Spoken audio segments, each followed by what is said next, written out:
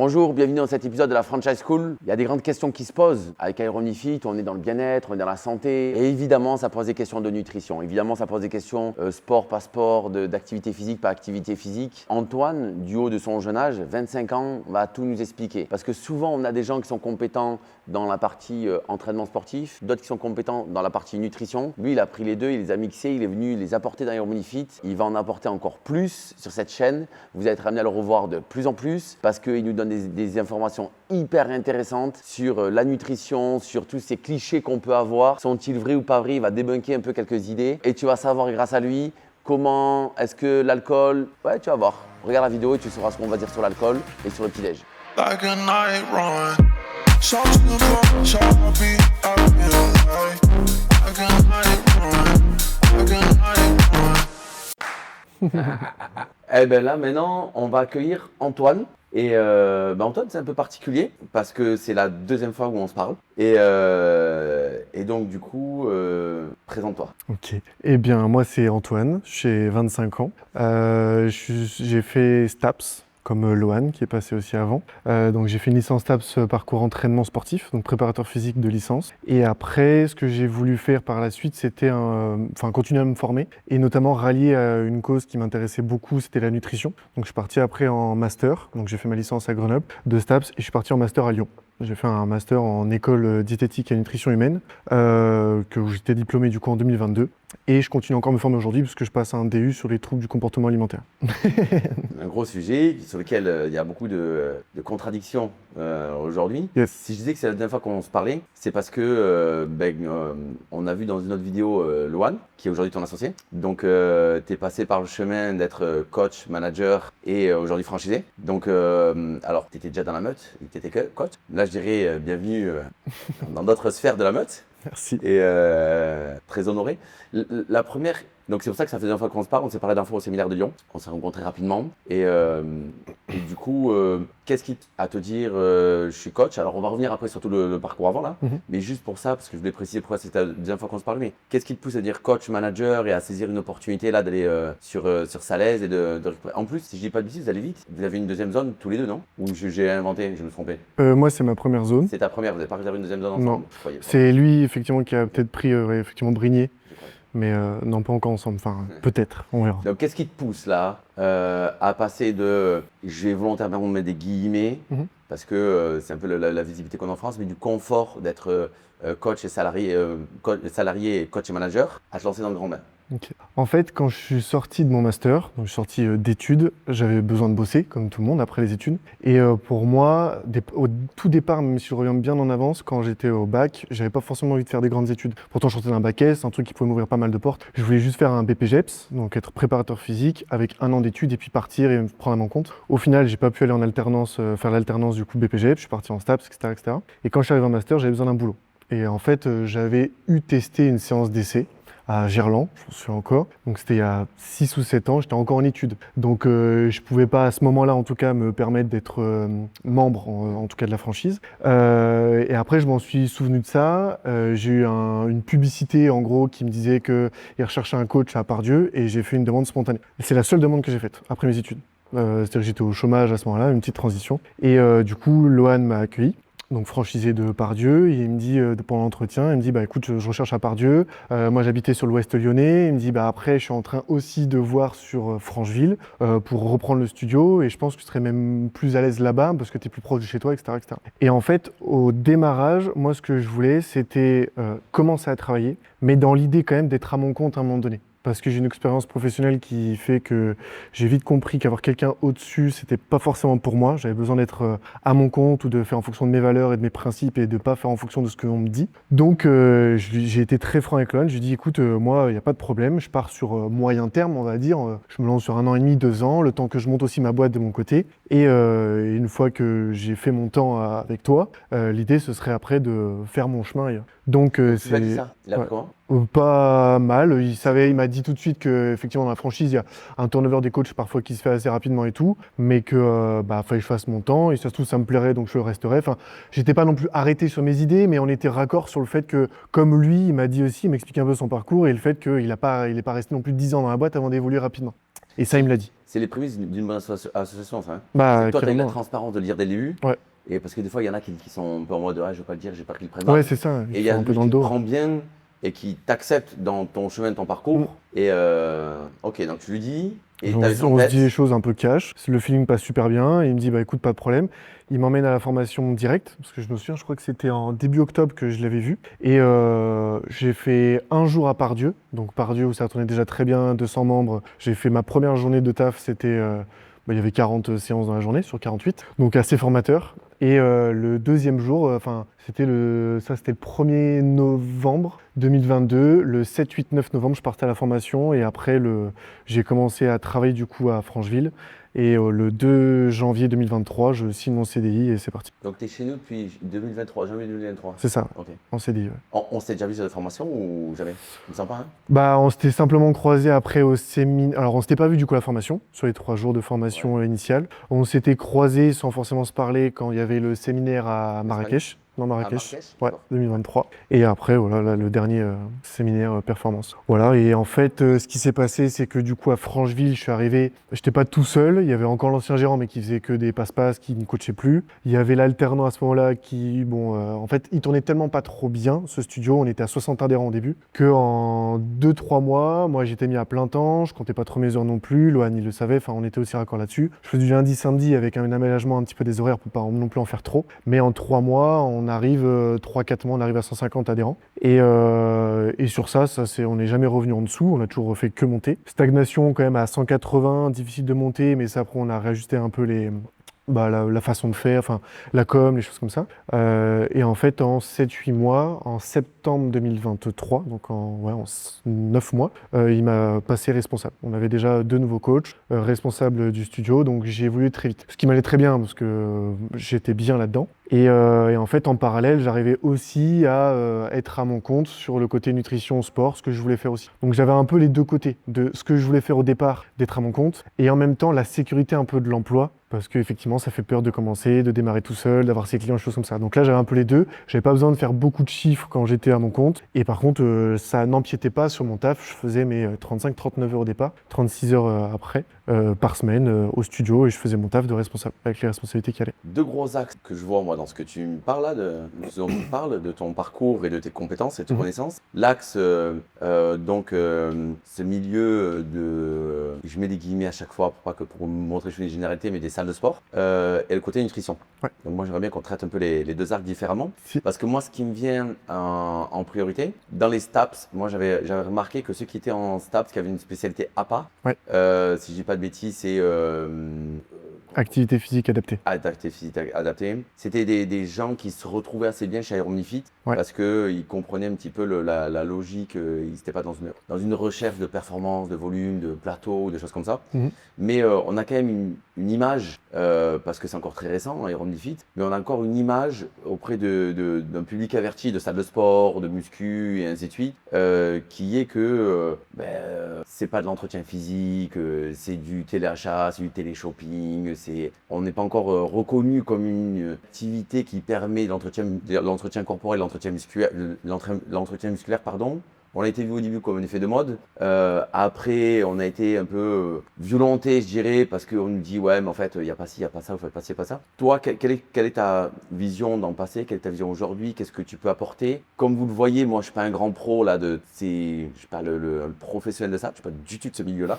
Et donc, je trouve ça hyper intéressant d'avoir quelqu'un comme toi qui a des compétences, de l'expertise, de nous donner Mon point de vue. Au départ, sceptique de fou. Sceptique parce que oui, je venais du milieu et je suis encore dans le milieu de la musculation, des salles de sport avec machine, gain musculaire, volume musculaire et on n'est pas sur le terme santé. En fait, c'est vraiment les termes qui vont différencier entre les deux.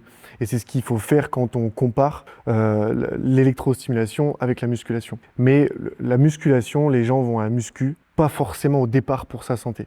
Ils y vont soit pas par choix au départ, c'est-à-dire qu'ils n'ont pas le choix, parce qu'ils veulent perdre du poids pour l'objectif précis, mariage, etc. Soit effectivement de plus en plus les jeunes, parce que les réseaux, parce qu'il faut être beau, et le culte du beau aujourd'hui, c'est un physique athlétique, soit fin pour les femmes, soit bien musclé, bien gaulé pour les hommes. Et ça, effectivement, tu viens de la salle, tu es dans cette recherche-là, l'EMS ne fonctionnera pas. Et je l'ai appris beaucoup plus tard. Moi, quand j'ai fait ma formation, très clairement, au départ, quand j'ai fait ces 3 jours où on te met un peu dans le truc Iron Body Fit, c'est ça, le mindset d'Iron Body Fit, c'est ça. Tu prends un Iron Pack, t'es dans ce truc un peu, tu te dis, au départ, t'es un peu dans un truc sectaire. Tu rentres dedans, t'y sors plus. Tu sais pas pourquoi, il y a un gourou tout en haut qui te dit, viens chez moi, tu vas travailler pour moi, t'inquiète, ça va bien se passer, puis tu vas rallier tout le monde à ta cause. Et en fait, ce que tu comprends avec le temps, et je pense que c'est le terme qui définit tout, c'est le temps, et d'apprendre aussi, au fur et à mesure, ce qui s'y passe, c'est que t'es pas là pour un objectif, au départ en tout cas, physique. Parce que la perte de poids, tu peux le faire ailleurs que les messes, comme tu peux le faire ailleurs de la salle de muscu.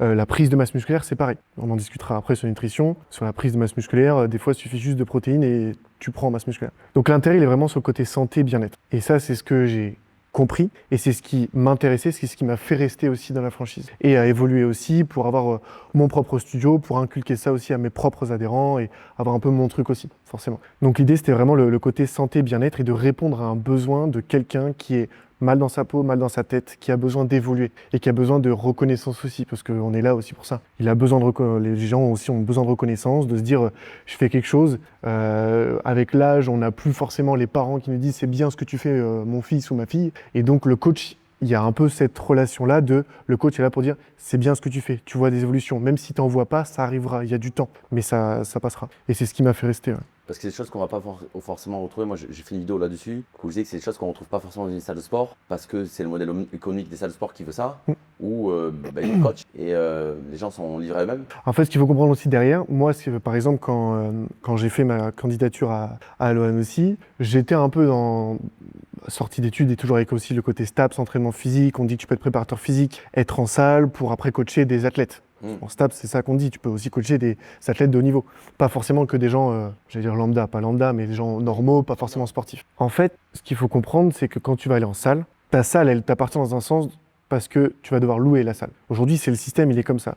Tu loues ta salle. C'est-à-dire que tu vas aller travailler dans une franchise, une autre, de salle de musculation. Tu vas payer 600, 700, 800 balles au mois. Donc, avant même de prendre en charge quelqu'un, de parler santé, de parler renforcement, culture physique, etc., on te parle déjà d'un côté économique. Il faut déjà que tu sois rentable pour que tu puisses vivre. Donc, tu as déjà 600, 700, 800 balles, en plus de toutes tes charges perso, 600, 700, 800 balles à délivrer dans une salle pour après avoir les clients qui te permettent du coup de rembourser déjà ce que tu donnes pour après chercher le bénéfice. Et en fait, ça m'a un peu dégoûté quand j'ai compris ça. Quand j'avais fait des démarches aussi vers certaines salles de sport, on m'a expliqué comment ça se passait. Quand j'ai compris ça, tu sors d'études, t'as pas d'argent, d'abord faut que ça rentre avant d'en donner et donc c'était compliqué. Donc en fait, les salles font payer un loyer à un coach. La plupart du temps, c'est comme ça que ça se passe. Pour que tu puisses, toi, avoir accès aux machines, à la salle, etc. Et donc que tu puisses venir avec tes clients extérieurs ou que des clients de la salle puissent te demander des accompagnements, c'est ça? Exactement. Okay. Après, ce qui est compréhensible pour eux, le but, c'est pas que tu amènes des clients que de toi et que tu payes rien, etc. Mais ouais, c'est un peu ça le principe aujourd'hui. Ce que je trouve dommage, qu'il n'y ait pas un autre système qui permet, qui est une autre façon en tout cas de faire et de pas juste se dire je paye la salle et je paye en plus mon abonnement et les gens payent la salle plus le coach.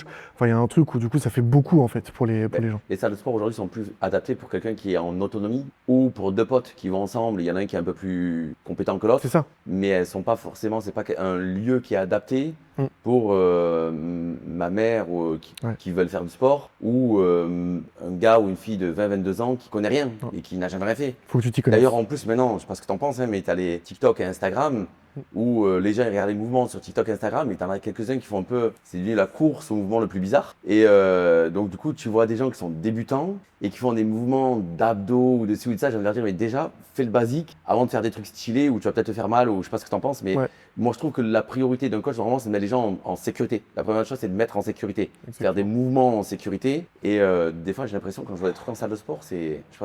Si, non, mais c'est totalement ça. En fait, les gens, ils veulent pas s'investir. Enfin, ils veulent pas investir, ils veulent s'investir, mais ils veulent pas investir dans un coach. Parce qu'ils se disent, effectivement, avec les réseaux, avec tout ce qui est facile à voir, ChatGPT, on est aussi une bonne force là-dessus. Le problème, c'est que tu mets demain à ChatGPT le meilleur moyen de prendre du muscle, j'y vais 2-3 fois par semaine, etc.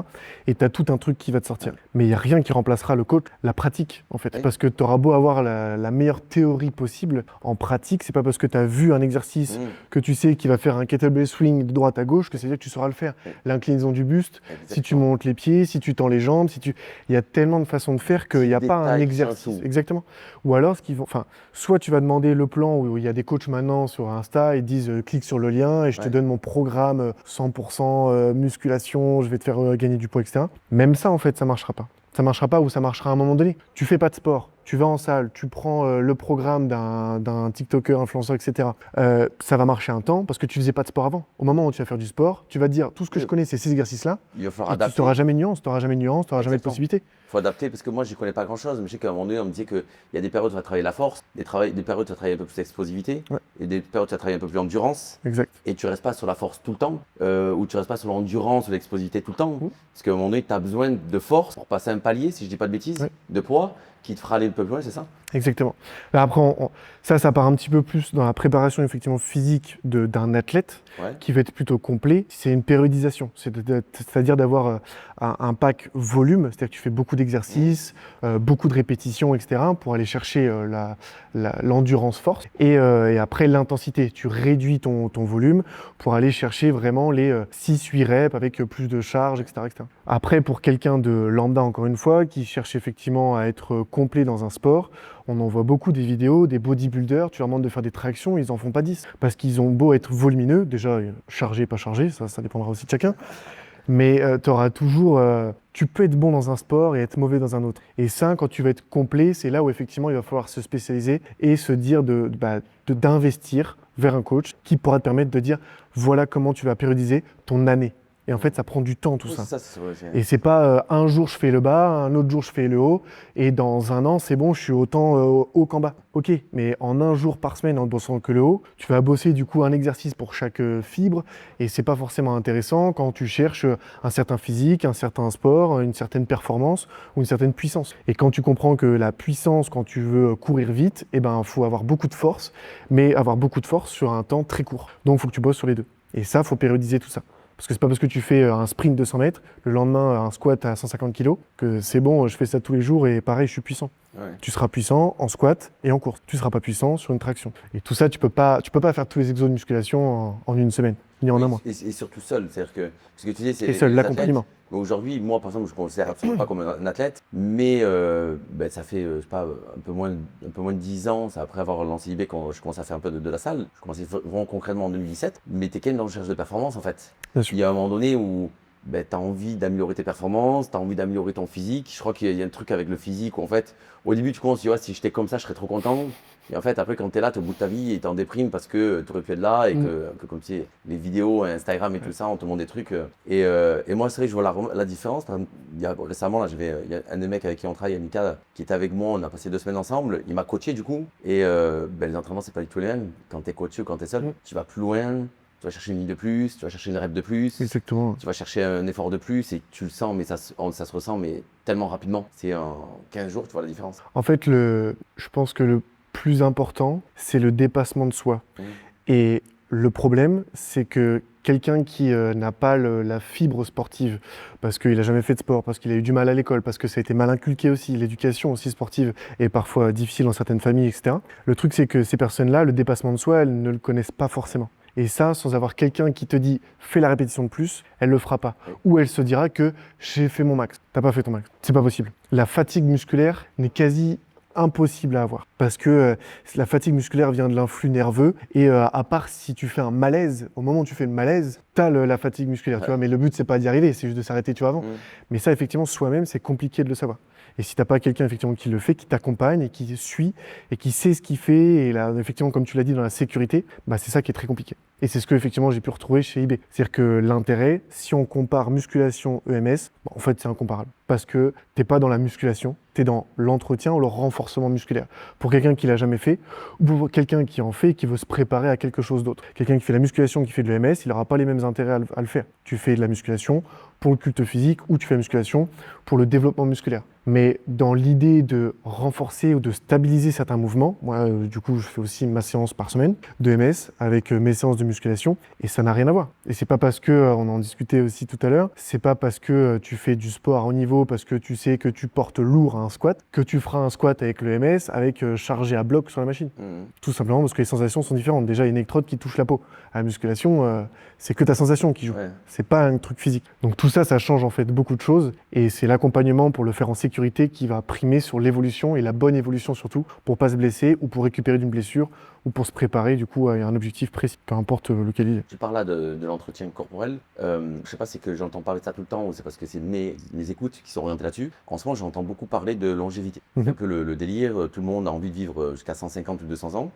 Triste. Et dans un des éléments de la longévité, il y a le fait de se renforcer musculairement. Et j'ai l'impression, quand tu écoutes un certain nombre d'orateurs, des médecins ou des différents spécialistes, que l'entretien musculaire et la mobilité sont des choses qui sont assez importantes. Là, moi, il y a une page que j'aime beaucoup là sur YouTube, c'est Major Mouvement. Je sais pas si le mec il est génial, vraiment l'envie de pouvoir échanger avec lui, d'avoir assez de notoriété pour qu'il veuille parler avec moi. Mais sa page est géniale, il fait de super interviews, un peu de ce format-là, des spécialistes, non pas que ce soit un spécialiste, mais notamment il parle avec un gars là, qui a écrit je sais pas combien de bouquins sur les étirements et sur la mobilité. Et moi j'ai l'impression que la mobilité, et alors au-delà de la nutrition, c'est le prochain aspect qu'on va évoquer après plus tard, mais la mobilité et le renforcement musculaire sont clés, même dans une longévité. Donc, une longévité, c'est quoi? C'est vivre longtemps, mais en bonne santé. Parce que si tu vis jusqu'à 150 ans dans un lit à moitié mort, ça sert à rien. Comme un légume, ça sert à rien. Tu es la première personne, parce que moi j'écoute ça, donc j'écoute des gars, tu es la première personne avec qui j'en discute là et qui a des compétences là-dedans. Qu'est-ce que tu en penses? Alors déjà, je suis plutôt d'accord effectivement sur l'entretien musculaire. Ce qu'il faut comprendre, c'est que le muscle, c'est ce qui régit notre santé, parce que c'est ce qui permet aussi de réguler pas mal de choses dans le corps. On pourra en parler encore une fois au côté nutrition, mais sur l'aspect physique, c'est parce que j'ai du muscle que je dépense de l'énergie quand je suis au repos. Là, en étant exactement. Si on veut l'augmenter, plus tu vas avoir du muscle, plus tu vas avoir de la masse musculaire, plus tu vas le dépenser sans rien faire. Quand tu dors, quand tu es assis, au travail ou comme là quand on discute. Quand tu n'as pas, ou pas assez en tout cas de masse musculaire, tu vas le ressentir très vite, notamment dans les articulations, parce que tu vas plus être capable de faire juste des gestes tout bêtes du quotidien. Moi avec mes clients, la chose que je dis dès le départ, c'est la marche. La marche, c'est le premier exercice, parce que c'est un exercice pour certains qui ont du mal à le faire, mais la marche, c'est la première chose qui permet de dire si tu es en bonne santé ou pas. Si tu n'arrives pas à te lever de ta chaise, si tu n'arrives pas à marcher de ton lit à ton frigo pour manger, de ton frigo à dehors pour voir un peu le soleil, et de dehors à ton lit, tu n'es pas en bonne santé pour moi. Pour moi et pour un médecin, quoi. Et donc ça, pour marcher, il faut de la masse musculaire, que ce soit sur les mollets, que ce soit sur les cuisses, que ce soit sur les fessiers, enfin de partout, sur toute la chaîne postérieure et la chaîne inférieure, la chaîne inférieure et la chaîne supérieure. Et après, ça va être des gestes pareils du quotidien, le fait de lever son verre, des choses comme ça. Mais ça, c'est tout con. Mais tu vois, tu prends l'exemple d'une casserole. Tu prends une casserole vide, c'est léger. Plus tu la remplis, plus ça va être lourd. L'intérêt de savoir si tu es en bonne santé ou pas, c'est est-ce que plus je la remplis, plus je vais pouvoir le tenir, ou est-ce que c'est dur très, très facilement. Est-ce que quand tu vas porter tes enfants, tu as mal au dos, ou tu as mal à certaines circulations. Ça, c'est tout ça qui va montrer si tu es en bonne santé ou pas pour moi. Donc oui, la santé physique implique en tout cas une bonne santé métabolique, et inversement. C'est-à-dire que bien manger, avoir une bonne hygiène de vie, bien s'hydrater, bien dormir aussi, va impacter quand même aussi la masse musculaire. Les deux sont liés, on ne peut pas désimbriquer. Exactement, on ne peut pas le dissocier. Mais bon, là, quand tu dis ça, c'est-à-dire que le métabolisme basal, métabolisme de base, donc combien on consomme, parce qu'il y a toujours cette histoire-là d'équilibre calorique, là, de déficit calorique, si on veut perdre du poids.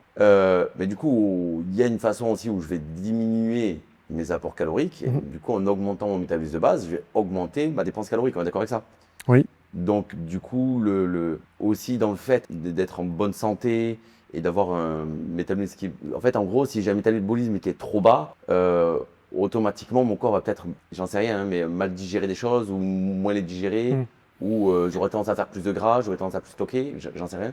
En fait, ce qu'il faut comprendre, c'est que le métabolisme de base n'est pas déterminé à la journée même. C'est pas parce que là tu bouges que tu vas avoir un haut métabolisme, c'est pas parce que là tu manges beaucoup que tu vas avoir un haut métabolisme. Okay. L'idée, c'est vraiment sur la longévité et sur la durée. Et c'est pour ça qu'on essaie de le faire très tôt et de dire effectivement, bouger, manger pas trop gras, pas trop sucré, pas trop salé, etc. Pour avoir des bonnes habitudes pour que dans 40, 50, 60 ans, tu ne le payes pas. Ton métabolisme, il se change dans ta vie. Déjà de lui-même, parce que tu ne bouges pas autant quand tu as 12 ans que quand tu as 30 ans, que quand tu as 60 ans. Mais l'intérêt, il est de se dire qu'il va falloir que je bouge quand même tout le long de ma vie. Pour que je bouge, j'ai des besoins énergétiques. Ces besoins énergétiques, il faut les avoir dans l'alimentation. Donc quand on va chercher et c'est là après la distinction entre le poids et la santé, c'est deux choses différentes, parce que quand je veux perdre du poids, ok, il faut que je sois en déficit calorique. Mais si je mange moins, comment j'ai l'énergie? Tu vois, la question, elle est là. Parce que si je mange moins et je dépense plus, comment je peux dépenser plus si je mange moins? C'est pas logique. Oui, donc il y a même le sujet, si on regarde que les calories, parce qu'il y en a qui vont être à regarder que les calories, mais ok, il y a la calorie, mais il y a qu'est-ce que l'ingrédient apporte à ton corps. Exactement. Par exemple, on entend beaucoup dire que l'avocat, et c'est ma façon de faire, attention, je ne vais pas dire que c'est parfait, on te dit non, mais l'avocat, il faut manger un demi par jour parce que c'est trop calorique et il y a trop de gras dedans. Mon avis à moi, personnellement, c'est que même si j'en mange 1 ou 2 par jour, j'ai pas de problème avec ça, parce que je pense qu'il y a des bons nutriments dedans, et j'ai moins de mal à manger 2, même si ça va peut-être me faire un peu exploser mon apport calorique, plutôt que de manger les galettes de riz soufflées là, que j'ai l'impression que c'est du plastique, et que ok, c'est, tu vois, je suis pas bien sûr qu'il y ait beaucoup d'apports nutritionnels, et si j'avais un choix, que tu me dis tu manges des avocats ou des galettes de riz, je mangerais des avocats 1000 fois en fait. Je sais pas, qu'est-ce que tu en penses par rapport à ça? J'ai une connerie? Non, pas forcément. En fait, là où est complexe la nutrition, si on parle plutôt de nutrition par rapport à l'alimentation, l'alimentation, c'est juste le fait de s'alimenter, peu importe la chose. La nutrition, c'est après de s'intéresser à qu'est-ce qu'il y a effectivement dans l'aliment. Donc oui, dans l'avocat, si on prend l'exemple là, ok, tu as des oméga 3, donc c'est des bonnes choses, c'est des bons acides gras. Par contre, c'est des graisses. Ce qu'il faut comprendre des graisses, c'est que c'est très calorique. Donc l'intérêt, il n'est pas de se dire, est-ce que ce que je mange est bien ou pas bien, mais qu'est-ce que ça te procure toi déjà comme sensation? Est-ce qu'effectivement tu es bien avec ça? Est-ce qu'il y a un intérêt déjà et un plaisir? Pour moi, c'est la base de l'alimentation. Si tu n'as pas de plaisir, ça ne sert à rien de prendre la chose. Par contre, c'est de comprendre le besoin. Tu as un besoin d'oméga 3, mais tu n'as pas un besoin non plus qui va péter les plafonds. Donc l'intérêt est de te dire que si tu manges 2 avocats par jour, pour moi, ça n'a pas de problème. Si de l'autre côté, en termes d'oméga 3, tu n'as pas autre chose qui va t'apporter trop d'oméga 3. Parce qu'avoir trop d'oméga 3, ça va être un problème sur le côté calorique. Parce que 1 gramme de lipides, c'est 9 kilocalories. Quand 1 gramme de sucre ou 1 gramme de protéines, ça va être 4 kilocalories. Donc ça va être très très facile, sans forcément faire quoi que ce soit, de monter très vite ces calories en fonction des matières grasses avec des lipides. Donc c'est à ça en fait qu'il faut faire attention. Parce que quand tu vas te dire, moi je mange sain, je mange équilibré, et c'est bizarre, je prends du poids, tu manges sain, tu manges pas équilibré. C'est pas équilibré. Voilà, et en fait, tu vas prendre du poids à cause de ça. Mais si je mange des avocats tous les jours, je mange ça, c'est sain, j'ai vu ça. Oui, je mange des avocats, de l'huile d'olive, du saumon. Un avocat, c'est 380 calories. 380 kilocalories. Une fois que tu sais ça, et que tu sais qu'un repas classique, normal, on va dire pour une personne avec des bonnes portions, c'est entre, si je prends vraiment une fourchette large, entre 500 et 700 calories. C'est-à-dire que tes 2 avocats, c'est ton repas. Donc quand tu manges tes avocats, tu ne les manges pas tout seul, tes des avocats. Tu vas manger tes avocats plus ce que tu avais préparé. Que ce soit des féculents, que ce soit des légumes, avec des protéines, des choses comme ça. Donc tu n'es plus à ton quota de 300, 600 calories comme les 2 avocats, tu es à 800, 900, 1000 calories.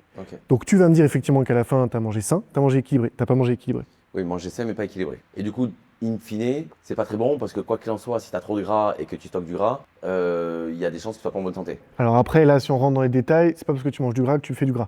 C'est plutôt parce que tu manges trop de sucre que tu vas faire du gras. Le gras, en gros, ce qu'il faut comprendre déjà, c'est qu'il y a plusieurs acides gras. Les acides gras saturés, insaturés et trans. Les plus intéressants, c'est les insaturés ou polyinsaturés, donc ce qui fait partie effectivement les oméga 3, 6 et 9. Les acides gras saturés et trans, c'est ceux qui vont être plutôt dans les aliments transformés avec les gras qui sont produits, synthétisés, et ceux où il va y avoir un impact plutôt délétère sur le métabolisme et sur donc quand on va parler par exemple du mauvais cholestérol. Ça a été plutôt impacté par les acides gras saturés. Donc l'intérêt il est de se dire que j'ai besoin de bons gras pour fluidifier le sang, mais à trop en avoir, vu que tu montes tes calories, le corps, ce qu'il va faire, c'est qu'il va utiliser les acides gras qu'il a besoin, il va utiliser les sucres, il va utiliser les protéines, et ensuite, quand il va faire les stocks, il va faire les stocks de ce qu'il y a eu en trop. Mais pour lui, ce qu'il va avoir en trop, vu qu'il synthétise le corps de lui-même, il synthétise le sucre, c'est le sucre qu'il aura moins besoin. Donc c'est le sucre qu'il va garder. Le reste, il l'aura utilisé. Donc tu es en train de me dire que si on a une alimentation un peu riche en lipides, il va falloir faire attention aux glucides, parce que le corps a tendance à plus facilement stocker les glucides s'il a synthétisé beaucoup de protéines et de lipides, c'est ça? Grosso modo, oui. Ça reste complexe. Ça reste complexe parce que chacun va être différent, chacun va avoir une réponse différente en fonction de l'alimentation. Si tu as une alimentation stricte à 10 personnes, tu auras 10 personnes qui vont faire des choses différentes. Il faut faire aussi attention aux marqueurs biologiques, c'est-à-dire vraiment après toutes les pathologies aussi de certains, qui vont être plus sujets à prendre. On va parler par exemple aussi de la thyroïde sur les acides gras qui va pouvoir aussi impacter sans forcément manger beaucoup de gras, ils vont prendre tout de suite en poids parce que ça monte les calories très vite et parce que ça va avoir un impact aussi sur les hormones, des choses comme ça. Il y a un côté aussi hormonal. Moi, ce que je vais en dire plutôt sur le côté terrain et pratique, c'est que en soi, tout est régi par rapport aux calories et par rapport à ça, tout est régi dans le sens où peu de personnes savent vraiment ce qu'ils mangent dans une journée. 90% du discours où je sais ce que je mange, je me fais plaisir, je suis un bon vivant, je comprends pas, je prends du poids alors que, après, on pourra peut-être en parler, mais je mange pas le matin, enfin, je fais des trucs pour manger très peu et puis je comprends pas, je prends du poids. Et en fait, parce qu'on sous-estime les calories de certains aliments, comme les produits sains qu'on va donner, comme l'avocat, comme les huiles végétales, comme on va dire qu'on peut mettre de l'huile dans les salades, des choses comme ça. Mais je peux te trouver une salade faite maison qui va être beaucoup plus calorique qu'un Big Mac au McDo. Et c'est pourtant du coup la salade qui me fera prendre du poids dans l'idée. D'ailleurs, je crois qu'à McDo, si tu as la différence calorique entre la salade et le Big Mac, elle n'était pas ouf. Hein. C'était, Ah non, on est limite plus avec la salade du Ouais. McDo. ce qui me Ouais. semble. À cause de la salade que tu vas prendre, de la panure. Si tu prends la salade de pâtes aussi, mais tu as toujours aussi la panure, tu as le gras après du fromage qu'ils vont mettre dedans et tu as l'huile. Alors que. Ok. Ok. Si je prends l'exemple typique, par exemple, de ce qui vient de plus en plus en ce moment là, sur les réseaux, et ce qui est bon aussi en soi, le poké. Le poké, des aliments, quand tu décortiques, tu as du riz, ok, des glucides. Si tu prends un poké classique, on reste sur du classique, tu vas avoir du saumon, tu vas avoir de l'avocat, tu vas avoir de la mangue, tu vas avoir du radis et des edamame. Bon, déjà, si on regarde ces 6 aliments-là, C'est bon, sur le papier, c'est une belle équipe. bien sûr, Ouais. chaque aliment, en soi décortiqué, est bien. Tu as des glucides, des lipides, tu as des protéines. On est bon. Le truc, c'est que les avocats, tu as des lipides. Le saumon, tu as des lipides. Donc déjà, tu as 2 produits lipidiques. Tout dépendra, encore une fois, de la quantité que tu vas avoir. Ce qui est bien, dans un sens, c'est que il ne te régit pas un poké de taille unique. Tu peux choisir petit, moyen, grand. Et ça, c'est important. C'est de savoir qu'est-ce que j'ai besoin. Quantité, ouais. Comment je dépense? Qu'est-ce que je dépense d'une journée? Qu'est-ce que j'ai besoin? Est-ce que j'ai mangé ce matin? Est-ce que c'est des questions en fait à se poser, pas forcément pour être dans la reste, mais plutôt pour se dire j'y ai le droit, je me fais plaisir, je sais que je vais pouvoir gérer après mon alimentation en me disant j'ai mangé un peu plus gras, peut-être que je ferai un peu plus attention sur le repas d'après, je vais reprendre mon alimentation de base. Maintenant, si on prend l'exemple du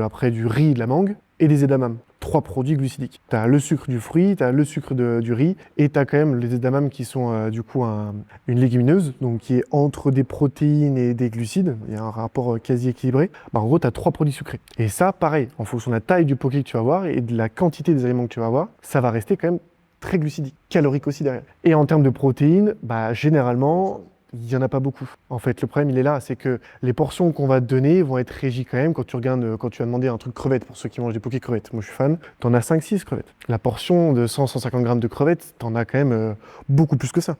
Tu en as une vingtaine, voire une trentaine avant d'avoir ça. Donc, finalement, in fine, quand tu regardes le poké en petites portions, tu n'as pas beaucoup de protéines, tu montes un peu quand même en glucides et en lipides. Donc, c'est nutritionnellement, si on regarde vraiment en nutriments, c'est intéressant. En termes quantité calorique, tu te retrouves à avoir 700-800 calories facile parce que tu vas avoir un saumon un peu mariné, parce que tu vas avoir un fruit direct en plus du riz et que les gens vont considérer ça comme un plat et ils vont se prendre un dessert après. Pourquoi prendre un dessert? Tu as déjà une mangue dedans. Tu vois, enfin, les gens, en tout cas, quand ils vont se dire dessert, ils vont se dire soit yaourt, soit fruit, généralement, quoi. Et non, généralement, ils vont rajouter derrière. Et en fait, quand je dis justement que les gens, ils ont du mal à concevoir ce qu'ils mangent, c'est parce qu'ils vont se dire, j'ai mangé un truc sain, j'ai mangé mon plat, j'ai mangé mon dessert, j'ai ma petite bouteille d'eau, je me suis pris un petit menu. Ton menu, il te faut 900 calories. C'est la moitié de ta journée. Ok. Et pourtant, tu as mangé le matin, tu as mangé le midi. Donc parfois, quand on prend un autre exemple, type pizza ou des pâtes, si on est un peu italien, très bien. Et en fait, les gens, ils vont en avoir peur de la pizza. Parce qu'ils vont se dire, la pizza, si je me la tape en entière, j'ai la pâte, c'est hyper calorique, etc. Mais c'est la même idée finalement que ton poké en fait derrière. C'est-à-dire que c'est calorique. Si tu sais ce que tu manges en calories dans ta pizza, que tu ne manges pas la 4 fromages parce que là tu vas péter les scores des calories, mais que tu me prends, alors c'est pas non plus pour vendre certaines pizzas par rapport à d'autres, mais tu prends végé ou tu prends celle où il y a un peu de salade, ou tu manges la moitié maintenant, puis tu manges l'autre moitié le soir. Tu te divises ton repas déjà en deux en fait. Tu te fais 400 calories maintenant, 400 calories le soir, tu as mangé ta pizza, 800 calories, mais tu as mangé 800 calories en 2 repas, pas en un. Ou en tout cas, tu manges ta pizza, tu sais que c'est 800 calories, tu te fais plaisir avec, et tu reprends après ton alimentation classique, sans rester. Donc, tu es en train de dire que se prendre une pizza, parce que quelqu'un qui ne fait pas attention à sa nutrition, il va se prendre une pizza, il va être au bout de sa vie en se disant j'ai flingué ma jet. Par contre, il va se prendre un poké en se disant oh, c'est bon, je suis bien, j'ai mangé un poké à midi. Et en fait, on n'est pas la même chose, mais.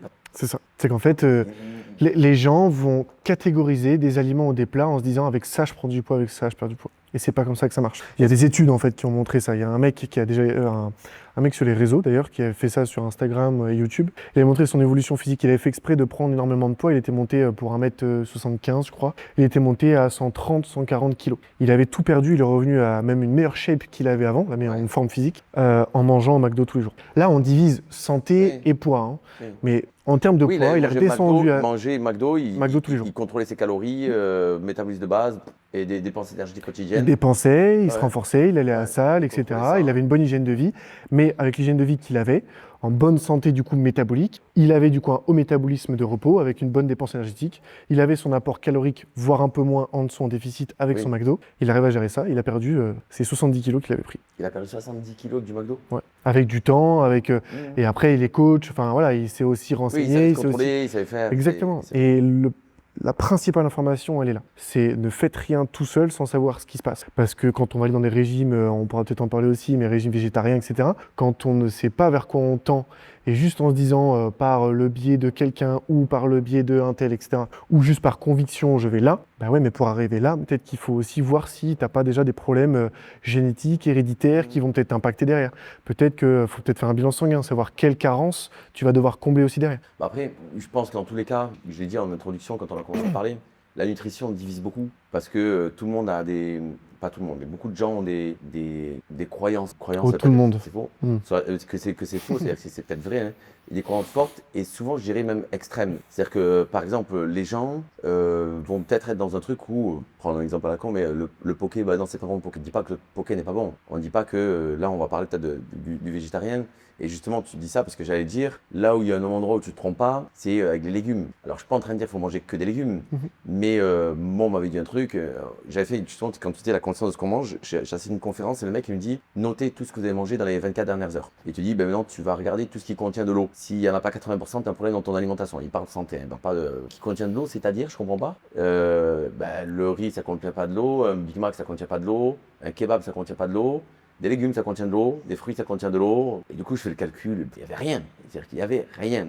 Et je suis reparti là en ayant en mémoire ça et en me disant, ok, les protéines vont être importantes. Je peux en avoir, et moi, encore une fois, je n'estime pas du tout être un professionnel. D'ailleurs, j'ai une alimentation qui est propre à moi et je ne pense pas que je devrais la conseiller à des gens. Mais protéines, légumes, et par contre, ben voilà, les glucides dans une certaine mesure. Moi, en tout cas, bon, pas. Mais les légumes, moi, je trouve qu'on sous-estime les légumes, mais par contre, pas tomber dans forcément dans le vegan ou si tu es en vegan, il faut que ce soit intelligent parce que, comme tu disais, avec les légumineuses, faire des associations de légumineuses pour avoir ton apport protéiné, et du coup, ça va être hyper compliqué. Faut que ce soit réfléchi et il faut que ce soit suivi. C'est le plus important. Oui, ou faut que ce soit contrôlé. Ou faut que ce soit cohérent et que tu n'ailles pas dans un truc. C'est-à-dire qu'à l'époque, il y avait pour le tout protéiné, il y avait je sais pas si tu as connu le régime du camp. Oui, bien sûr.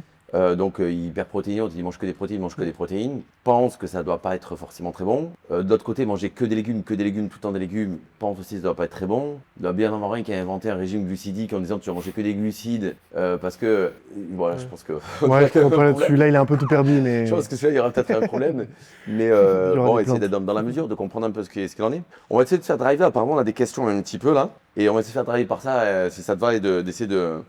Bah, tu vois, on en a parlé un petit peu.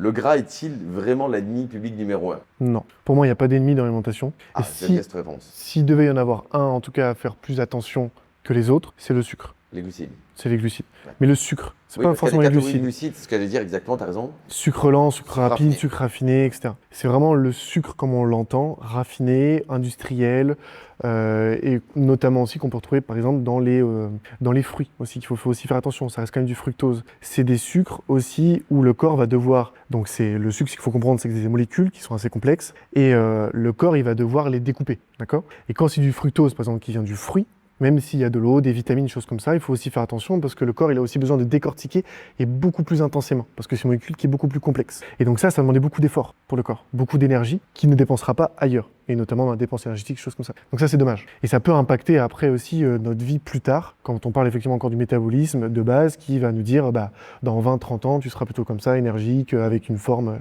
et tu pourras manger un peu ce que tu veux sans prendre trop de poids, choses comme ça. Mais si vraiment, pour répondre à la question, le gras n'est pas quelque chose, n'est pas un ennemi, c'est quelque chose à bien organiser pour savoir vraiment ce qu'on va devoir manger dans notre journée. Comme j'ai dit, il y a 3 types de gras. Les plus intéressants, c'est les acides gras insaturés et notamment les oméga 3. On en vend beaucoup le mérite. Oméga 3. Oméga 3, 6 et 9, mais surtout oméga 3. Oui, mais du coup, des exemples? Sardines?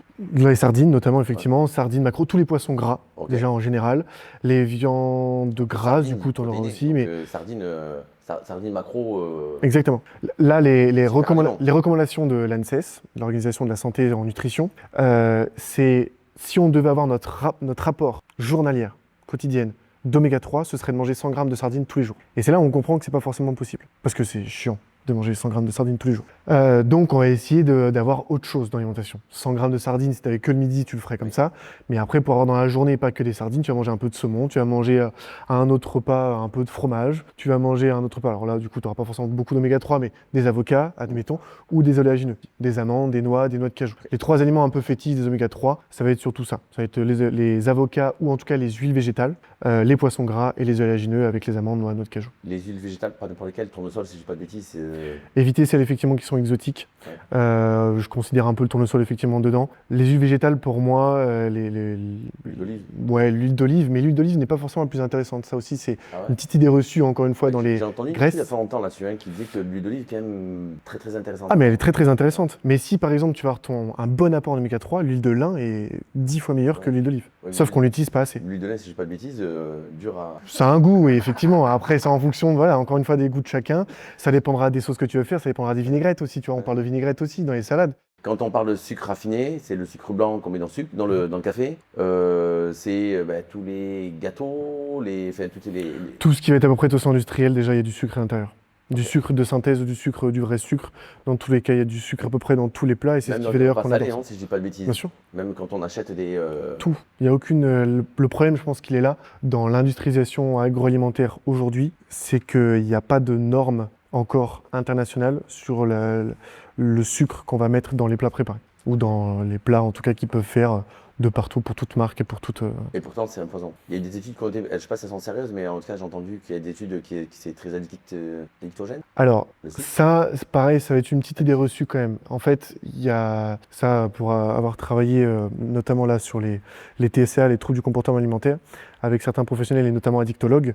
Le sucre n'est pas considéré comme addictologique. Je sais pas si c'est français ce que je dis, mais en tout cas, ce sera compréhensible. Ça sera pour nous, c'est bon. C'est ok. Si on compare un drogué avec quelqu'un qui mange du sucre, alors effectivement, il y a des études qui montrent que des rats ou des Des rats, souris, ouais, bien sûr. on a mis de la cocaïne, on a Ouais. mis du sucre, ils sont allés vers le sucre. On est là. Ça n'a rien à voir parce qu'il y a un impact gustatif qui n'est pas le même que la cocaïne. Parce que ça apporte du goût, ça apporte du plaisir derrière et du réconfort qui va après impacter le schéma un peu de la récompense.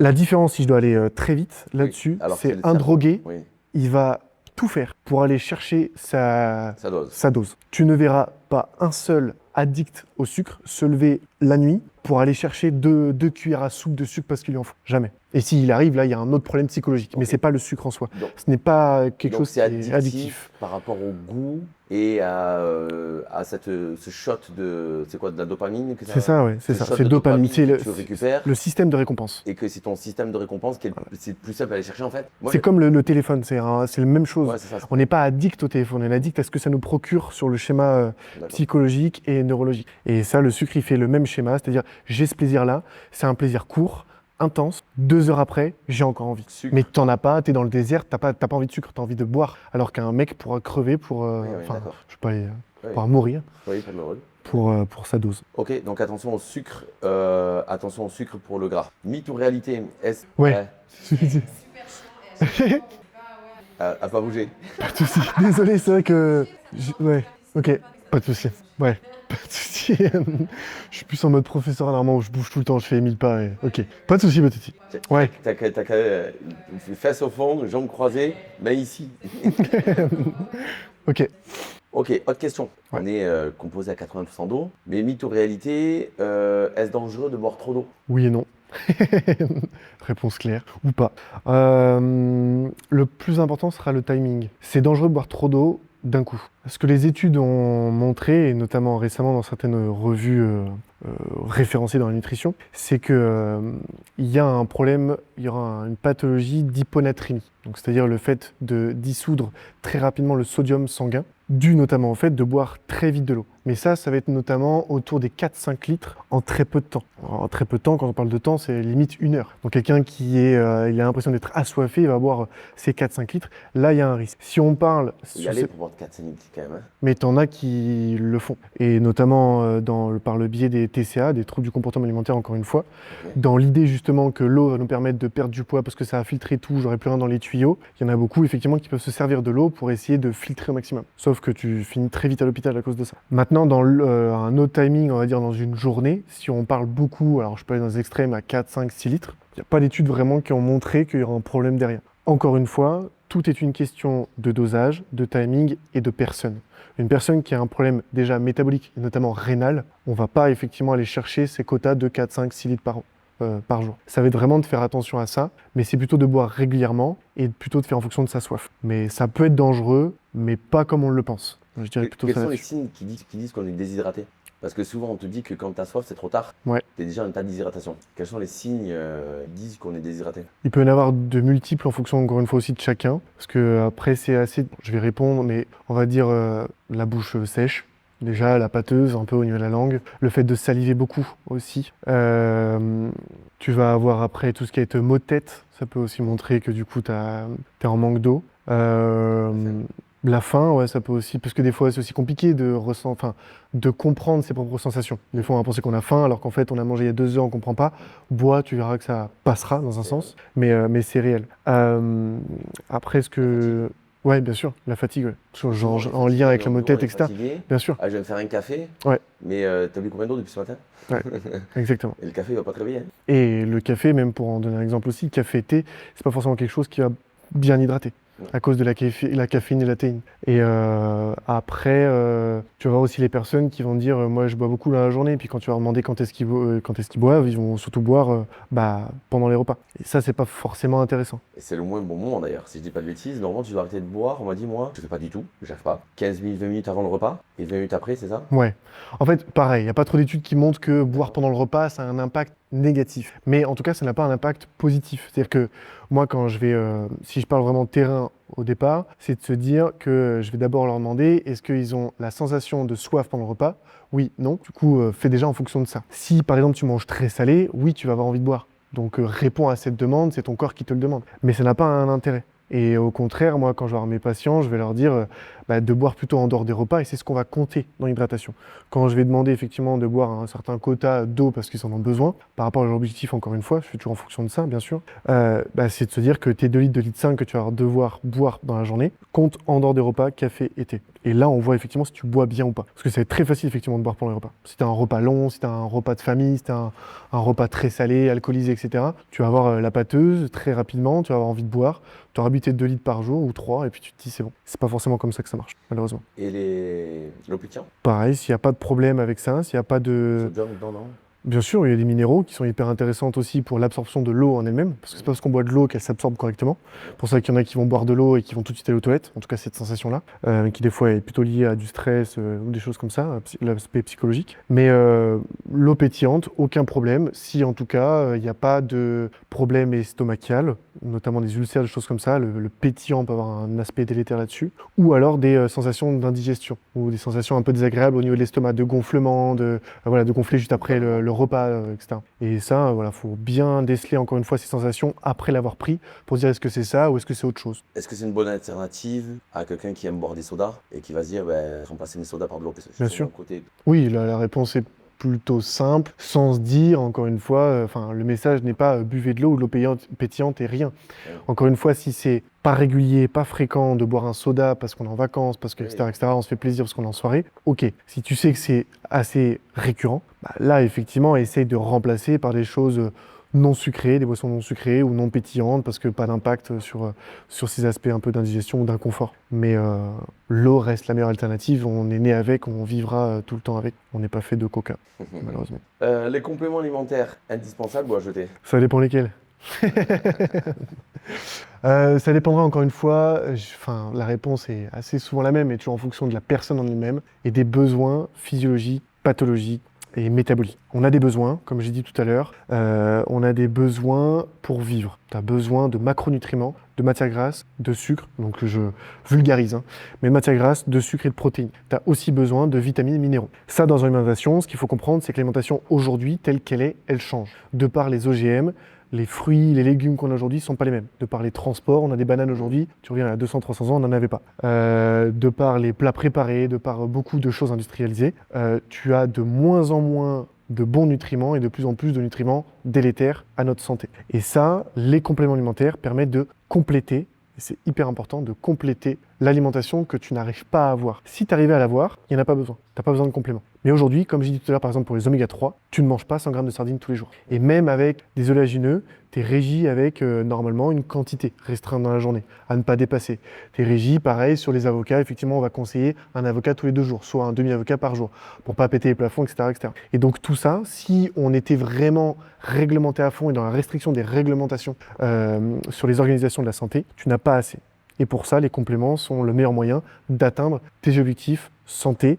Enfin, je n'ai pas besoin de mettre de guillemets, mais tes objectifs santé, plutôt sportifs, effectivement, je peux mettre des guillemets parce que tu peux toujours trouver après d'autres choses. Mais l'idée, c'est que tu peux manger en fait 10 fois dans la journée si tu veux atteindre tes quotas. Par contre, il faut que ce soit réglementé pour pas que tu prennes du poids avec ces 10 repas et que ce soit effectivement dosé sur les nutriments. Mais donc là, je parlais des oméga 3. On va regarder par exemple aussi les vitamines qui sont les plus intéressantes. Enfin, ce sur quoi on va plus jouer. Parce que quand tu fais un bilan sanguin, tu peux avoir justement ton quota de vitamines, de vitamine D, vitamine C, vitamine B, les plus importantes généralement. Bah, à ce moment-là, on voit qu'en fait, on est souvent en carence. Et 80% de la population, pour donner un exemple, est en déficit, si ce n'est en carence, qui a une différence aussi. Déficit, c'est tu es en dessous du seuil, mais tu n'es pas considéré comme en carence parce que tu en as dans l'alimentation. Carence, c'est vraiment que tu n'en as pas du tout ou pas beaucoup. Donc, tu vas être en déficit ou en carence de magnésium. 80% de la population, magnésium. En fonction des saisons, mais généralement en moyenne dans une année, enfin tout le temps du coup, pareil, on est carencé en vitamine D. Voilà, vitamine B12. Et ça par rapport à l'alimentation aussi. Parce que la vitamine B12, pour prendre un exemple, il faudrait manger beaucoup plus souvent la viande rouge. Aujourd'hui, de par une cause environnementale, de par des idéologies aussi, chacun après faire un peu ce qu'il veut, mais il faut le comprendre et le savoir aussi, c'est que ce besoin de vitamine 12, tu l'as notamment par le biais de l'alimentation avec de la viande rouge. Tu enlèves la viande rouge, tu réduis tes viandes rouges, tu réduis ta vitamine B12. Si tu l'alimentes pas, si tu n'en as pas, ça va jouer sur beaucoup de choses, si ce n'est à peu près tout ton métabolisme finalement, parce que tout est imbriqué les uns les autres. Donc sur ta sensation de fatigue, sur ton métabolisme en fait en lui-même, ta physiologie. Donc à long terme, ta santé. Vitamine C, vitamine D, B12, magnésium, Ouais. potassium. Potassium, ouais, bah ça encore non, parce que tu auras plus un problème déjà en avoir trop que pas assez, et notamment parce que pas assez arrive plus souvent dans le côté, encore une fois, trouble du comportement alimentaire, quand tu vas beaucoup vomir, des choses comme ça, pour ces personnes-là. Mais pour une personne qui mange normalement, en se disant effectivement équilibré, elle va manger des choses de la terre qui sont généralement riches en potassium. Donc les patates, généralement, les carottes, enfin à peu près déjà les légumes, mais notamment les aliments vraiment terreux, comme on l'entend, et les bananes, par exemple, qui sont riches aussi en potassium. Je laisse une petite pause. Je laisse une pause et je demande. Toi, par exemple, t'en prends des compléments alimentaires? Je l'ai dit tout à l'heure, je parle d'exemple, mais ouais, je suis une pharmacie ambulante. On est deux. Justement, je pense que tu dis, j'ai ma petite pilule là, et d'ailleurs, dans mon sac, pousse devant. Donc, vitamine C, vitamine D, magnésium, oméga 3. Oméga 3, oméga 6, c'est la gélule d'oméga 1.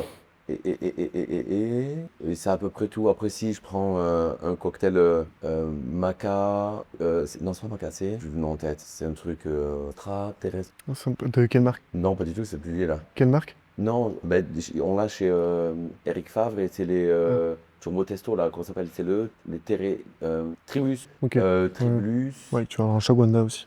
Il y a trois pilules là qui vont avec le Tribulus, deux pilules qui vont avec le Tribulus. C'est pas le maca, c'est le. Ginseng? Ouais, ginseng, ashwagandha. Ouais. Enfin, je prends, donc j'ai mes. La Shawanda, t'en as aussi. Ouais. Ouais. Donc ça fait poche de devant, tout devant. Ouais, non. Ah, mais non, je l'ai pris ce matin, non, il est chez moi, derrière l'hôtel.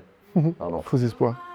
Et ouais, du coup, je prends ça tous les jours. Et pour dire, je sens, vitamine B12, je sens la différence quand j'ai mes vitamines et quand j'ai pas mes vitamines. Le jour même? Ou quand pendant un certain Pas le temps, jour t'en apprends même. pas? Non, en général, sur une période de 10 jours, je le sens. Et je le sens pas sur le coup.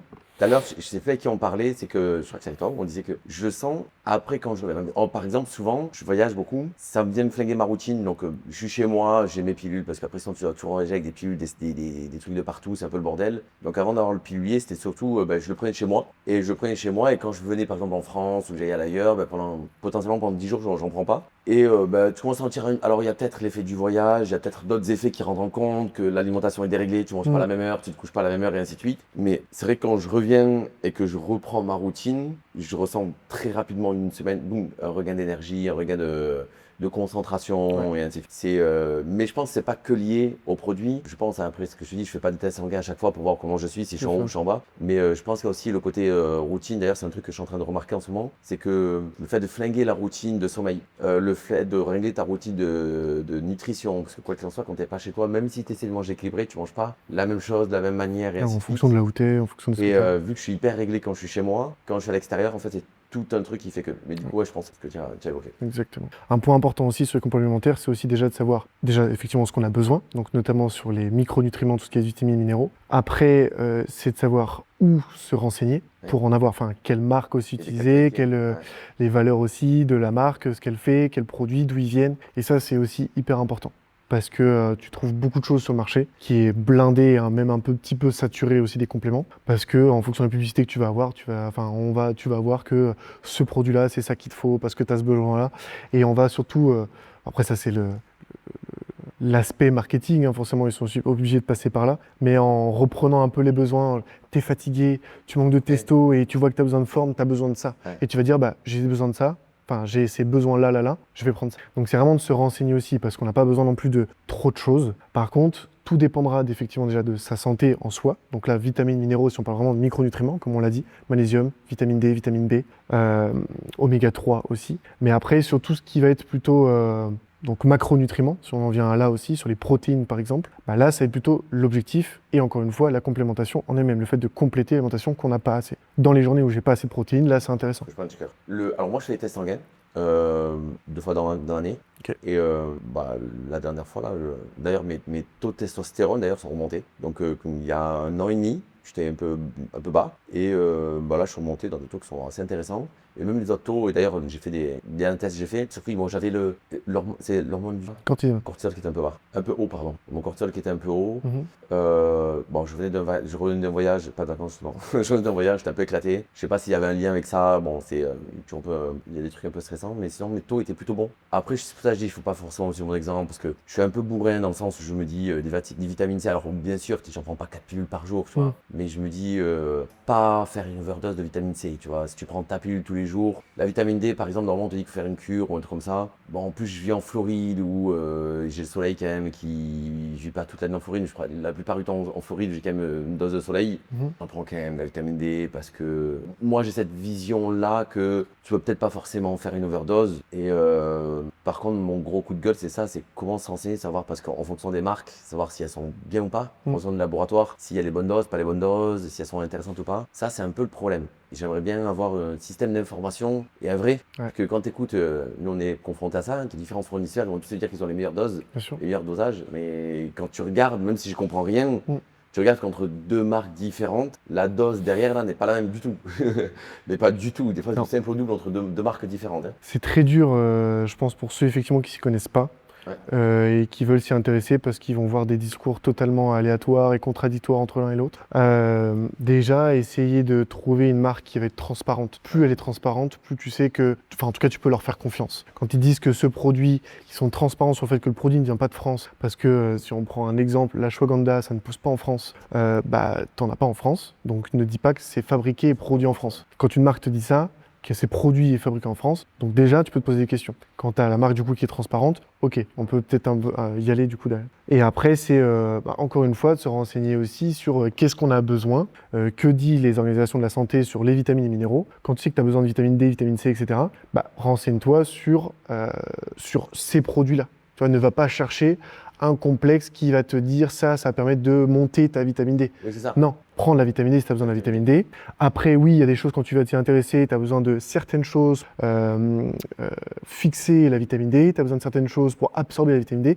Donc là, ça va être intéressant de combler à certains moments. Moi, c'est vitamine D plus K2, je crois, c'est pas ça. Ouais, la vitamine K, du coup, qui va être effectivement intéressante, le complexe entre les deux pour bien s'absorber exactement les deux. Les oméga 3, c'est pareil. Pour les oméga 3, tu as besoin de vitamine D pour l'absorber. Le fer, tu as besoin de vitamine C pour l'absorber. Mais toi, tout ce que tu me dis là, je ne maîtrise pas. Mais vu que j'avais déjà déjà entendu. Je me suis fait un petit cocktail où je me dis, tu prends ça tout le temps. Et parce que je savais qu'il y en avait un qui marche pas sans l'autre. Et que sinon, si tu prends un truc et que t'as pas l'autre qui te fait marcher.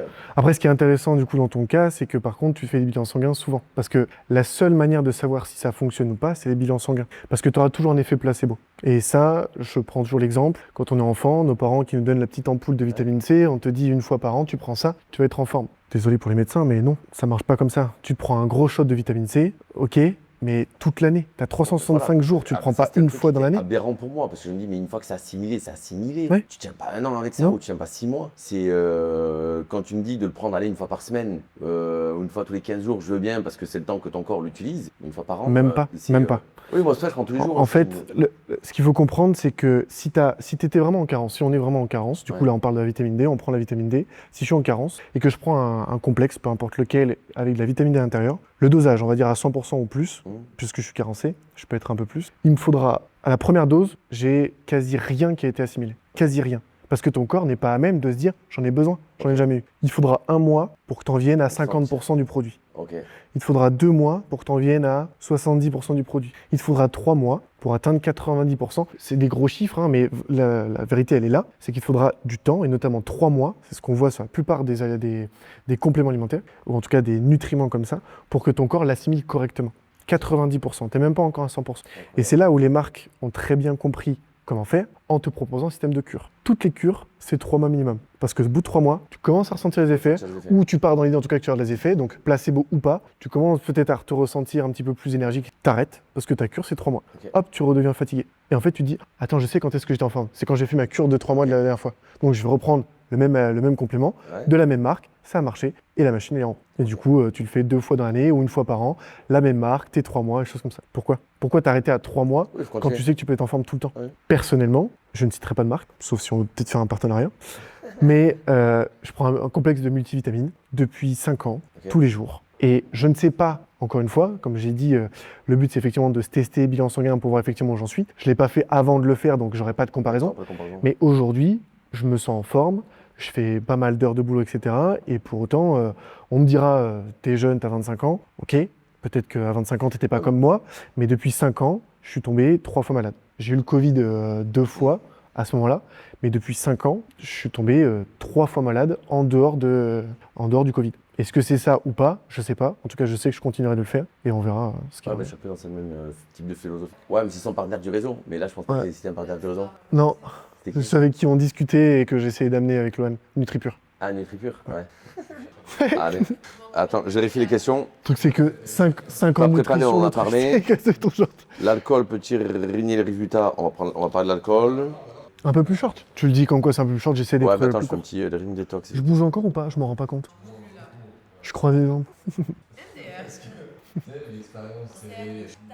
Et c'est très adressé à notre clientèle. Et si tu auras besoin d'études ou quoi, après je pourrais les donner aussi si vous avez besoin. Mon Insta aussi. Ouais, je dis que je suis... Ouais, en plus c'est ma photo de profil. Du coup, on va enchaîner encore un petit peu les questions parce qu'en fait, et de toute façon, tu verras, il y a une proposition qui va tomber bientôt de la part de la franchise. Mais du coup, sinon, on peut parler pendant très très très longtemps. Je me dis que c'est des années d'études. Donc en plus, pour le banaliser, pour l'expliquer à une clientèle non initiée, il y a du temps, il y a du boulot, il y a des vidéos à faire et tout ça. On va enchaîner un petit peu les questions pour raccourcir un petit peu. Les produits sans sucre, Coca Zéro, toutes ces choses-là. Green Fag, Red Fag. Ce sera toujours mieux que des boissons sucrées. Ce sera toujours moins bien que de l'eau. L'idée, c'est... En fait, tout dépendra, encore une fois, si on met santé, poids. Poids, tu prendras moins de poids à calories constantes. En enlevant ton côté sucré, si tu as l'habitude effectivement de boire des boissons sucrées, des choses comme ça, forcément, tu vas enlever des quotas de sucre, donc tu vas enlever des quotas caloriques, donc tu seras en plus déficit, en tout cas, de ce que tu espérais au départ. Donc, niveau poids, tu peux tendre effectivement à perdre du poids comme ça. En tout cas, c'est ce que les études montrent. Elles sont contrastées parce que ça reste quand même observationnel. Parce que c'est des observations sur une population en général, et on a enlevé ceux qui sont pathologiques, les diabétiques, les choses comme ça. On a enlevé ceux qui peuvent avoir des troubles du comportement alimentaire, des choses comme ça. Ça amène quand même des comportements. Ce qu'il faut surtout ne pas avoir, c'est des comportements compensatoires. Tu enlèves ta boisson sucrée, tu vas rajouter ton repas ou ton verre d'alcool, en pensant que c'est pas du sucre, alors que l'alcool c'est du sucre. Et en fait, dans l'idée, si tu fais ça, tu perds un peu ton bienfait d'enlever ta boisson sucrée. Mais on va dire que le Coca zéro est mieux que le Coca normal. Oui. Bien que de l'eau. Et moins bien que de l'eau gazeuse ou des choses. Et toujours pareil, plus intéressant. En fait. C'est-à-dire, Exactement. Et si on prend, je fais juste un aparté là-dessus, si on prend par exemple l'aspartame, parce que je pense qu'on pourra, peut-être qu'on aura des commentaires là-dessus, l'aspartame est depuis 2-3 mois là, donc bien décelé comme cancérigène, donc qui est dans le Coca zéro. Mais les dosages pour avoir un effet cancérigène du Coca zéro, c'est à plus de, je sais plus quoi, je ne voudrais pas dire de conneries, mais c'est à des canettes, des dizaines de canettes par jour, ouais. tous les jours, pendant un certain temps avant d'y avoir accès, enfin, avant que ce soit délétère. Oui, mais c'est juste le fait de se dire, il n'y a pas de produit miracle. Moi, par Aucun. exemple, mon truc, c'est les sauces zéro. Et tous les fournisseurs de sauces zéro, je suis désolé, mais tu sais, quand je vois une sauce barbecue 0 calories, je mange quoi s'il y a 0 calories? C'est une table, tu sais, j'en sais rien.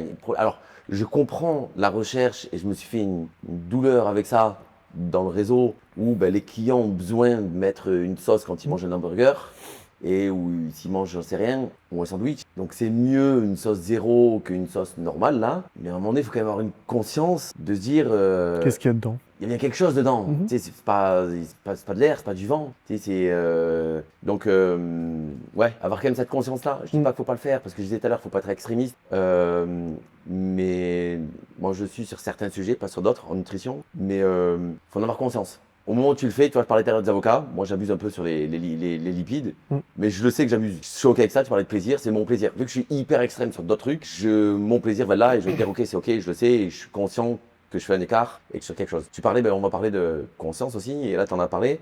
L'alcool, est-ce que ça ruine les résultats ou pas? Qu'est-ce que c'est l'alcool dans une alimentation et dans une bonne santé? Alors, si effectivement on parle de sujet sain, pas forcément sportif, là effectivement on va avoir un effet de toute façon délétère de l'alcool. Peu importe la quantité, peu importe la fréquence. Au moment où tu prends de l'alcool, tu vas en fait empêcher la synthèse protéique. C'est-à-dire que tu vas empêcher ton corps de créer de lui-même. Par rapport à quoi? Par rapport à quoi? Quel est l'organe qui est sollicité quand on prend de l'alcool? Le foie. C'est le foie. À cause du foie. Et le bien foie est sûr. hyper important Dans la régulation et dans la circulation sanguine aussi, lié avec les reins et Donc, le en cœur, gros, tout le ça, temps en c'est synergie. Donc en gros, quand on boit de l'alcool, le foie se concentre à digérer ça, et donc il fait plus son travail normal, Exact, il protège ton cerveau, il fait plus son travail normal, c'est ça. et donc du coup, tu viens flinguer tout ton système métabolique, c'est ça? Exact. Ta synthèse métabolique au niveau notamment des protéines et donc au niveau du muscle. Donc quelqu'un qui déjà ne fait pas de sport, qui ne s'entretient pas, qui n'entretient pas sa masse musculaire, elle ne va pas créer du muscle à un moment où il va prendre de l'alcool. Maintenant, si c'est fréquent, c'est encore pire au fur et à mesure parce qu'il y a encore l'impact du foie qui va être encore plus lent et du coup potentiellement cirrhose, etc. Donc les pathologies du foie en elles-mêmes. Et après, pareil pour le sportif qui va se dire je fais du sport, ça j'ai été stapsien en études, L'après-midi, on s'en fout, je fais mon sport et je vais aller boire de l'alcool et je vais me bourrer la gueule. Bon, encore une fois, si c'est une soirée, même si c'est bien arrosé, que c'est une fois par mois, ça n'aura pas forcément trop d'incidence, si ce n'est la soirée elle-même et les 2-3 jours qui suivent.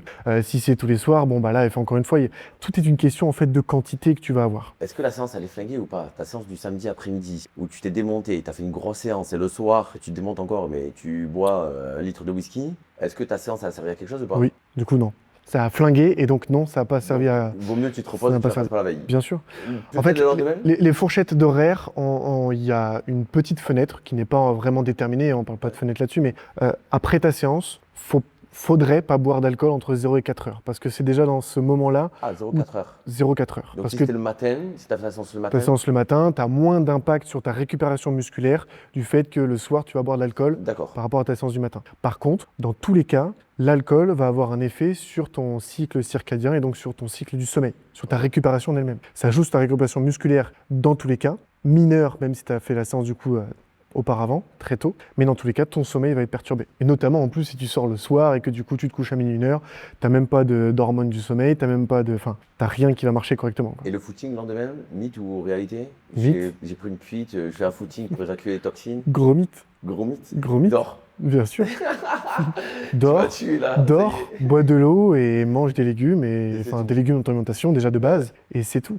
La seule chose qui détoxifie réellement d'alcool ou de produits sucrés, de tout ce que tu veux, c'est 2 organes, c'est le rein et le foie. Ok. Le cœur lié aussi parce que c'est lui qui pompe, qui envoie le sang de partout, mais c'est le foie qui détoxifie, c'est le rein qui fluidifie le sang, c'est tout. Et le foie, quand on prend en semaine le lendemain? Boire de l'eau, tu bois de l'eau direct le lendemain matin, tu essaies de boire régulièrement dans ta journée, peut-être de boire même plus que ce que tu as l'habitude de faire si déjà tu bois pas beaucoup, parce que l'alcool a aussi un effet déshydratant mais immense, énorme. Dans ton alimentation, privilégier plutôt les protéines et les fibres, donc avec les légumes et choses comme ça, donc gorgé en eau encore une fois, parce que déjà, ça a empêché ta récupération musculaire, donc il faut synthétiser, donc il te faut des protéines. Tu as ensuite eu l'alcool, donc qui est très sucré, donc tu n'en as pas forcément besoin après. Monte pas tes calories bêtement à cause du sucre. Réduis, si ce n'est d'éviter, mais réduis en tout cas tes côtés sucrés, le pain, les féculents, même là-dessus, et augmente plutôt ton apport en légumes. Essaie de détoxifier comme on l'entend, mais pas forcément avec des jus détox, des choses comme ça. Mange normalement et réduis ton quota de sucre dans ta journée. Et bois de l'eau. Bois de l'eau, bois de l'eau, bois de l'eau. On va finir avec deux qui sont alignés, le jeûne intermittent et le petit-déj. Le jeûne intermittent, est-ce que c'est un miracle pour maigrir? Et est-ce que le petit-déj est vraiment le repas le plus important de la journée? Alors, J'ai ça ensemble parce que bien sûr, bien sûr. C'est un peu lié. Eh ben ouais, en plus, effectivement. Ma réponse, elle sera le jeûne intermittent. Ce qui est bien, c'est que c'était un de mes travaux de recherche en master. Le jeûne intermittent, ce qu'il faut comprendre, c'est qu'à l'époque paléolithique, quand on était des hommes de Cro-Magnon, on était en jeûne intermittent. On mangeait pas pendant certains jours, fallait chasser à un moment donné. Je pense que je vais pas me faire des amis par rapport à ça, parce qu'il y en a encore qui pensent qu'on mangeait que des baies, mais on mangeait pas que des baies, on était chasseurs-cueilleurs. Et comment on chassait? Comment? C'était comment on chassait? Avec des lances, enfin des... À longue durance. On chassait à longue durance. Bien sûr. On courait pendant 4 heures. des heures. L'animal à poil. C'est lui qui se fatiguait. Ouais. Et... C'était à nous de tenir le plus longtemps possible. Exactement. Donc si on en est là aujourd'hui, c'est parce qu'on a mangé, peu importe de la viande, mais c'est surtout pour dire qu'on a mangé à un certain moment.